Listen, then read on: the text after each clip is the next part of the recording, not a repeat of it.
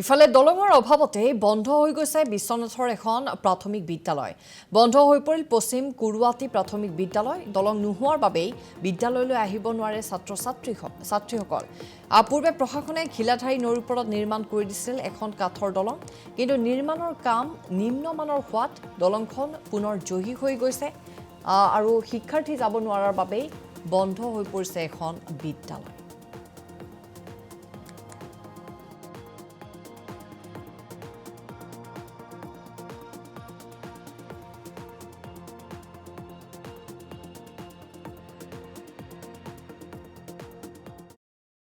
এই 18 চনতো আৰু গামলাত ছাত্ৰ ছাত্ৰী যাতায়াত কৰিছিল, অলপ অসুবিধা হৈছিল।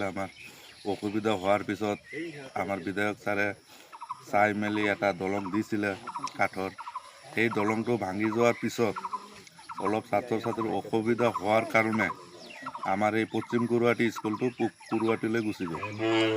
আমাৰ ৰাইজৰ অসুবিধাৰ ভিতৰত এতিয়া আমাৰ ৰাইজ বিচাৰি আছে স্কুলটো ইয়াত লাগে। ইয়াৰ ষ্টুডেণ্টবিলাক ক'ত গৈছে এতিয়া? ষ্টুডেণ্টবিলাক এই পূব কুৰুৱাটী পঢ়ি আছে, কিছুমান আকৌ ইয়াৰ পৰা ওলাইও গ'ল। ইয়াৰ লোকেল ষ্টুডেণ্টবিলাকৰ অসুবিধা হৈছে অলপ। আগতে ওচৰত আছিল, এতিয়া দূৰত হৈ গ'ল।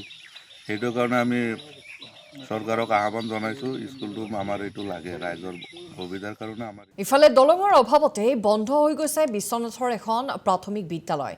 বন্ধ হৈ পৰিল পশ্চিম কুৰুৱাটী প্ৰাথমিক বিদ্যালয়। দলং নোহোৱাৰ বাবেই বিদ্যালয়লৈ আহিব নোৱাৰে ছাত্ৰীসকল। পূৰ্বে প্ৰশাসনে ঘিলাধাৰী নৈৰ ওপৰত নিৰ্মাণ কৰি দিছিল এখন কাঠৰ দলং, কিন্তু নিৰ্মাণৰ কাম নিম্নমানৰ হোৱাত দলংখন পুনৰ জহি হৈ গৈছে আৰু শিক্ষাৰ্থী যাব নোৱাৰাৰ বাবেই বন্ধ হৈ পৰিছে এখন বিদ্যালয়।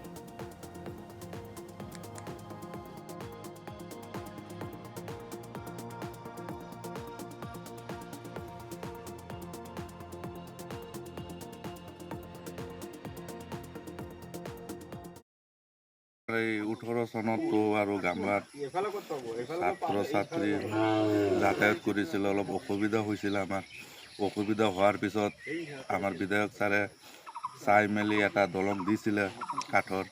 সেই দলংটো ভাঙি যোৱাৰ পিছত অলপ ছাত্ৰ ছাত্ৰীৰ অসুবিধা হোৱাৰ কাৰণে আমাৰ এই পশ্চিম কুৰুৱাটী স্কুলটো পূব কুৰুৱাটীলৈ গুচি গ'ল।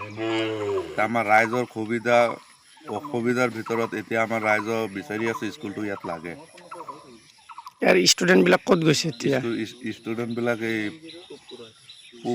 পূব কুৰুৱাটী পঢ়ি আছে, কিছুমান আকৌ ইয়াৰ পৰা ওলাইও গ'ল। ইয়াৰ লোকেল ষ্টুডেণ্টবিলাকৰ অসুবিধা হৈছে অলপ। আগতে ওচৰত আছিল, এতিয়া দূৰত হৈ গ'ল। সেইটো কাৰণে আমি চৰকাৰক আহ্বান জনাইছোঁ, স্কুলটো আমাৰ এইটো লাগে ৰাইজৰ সুবিধাৰ কাৰণে।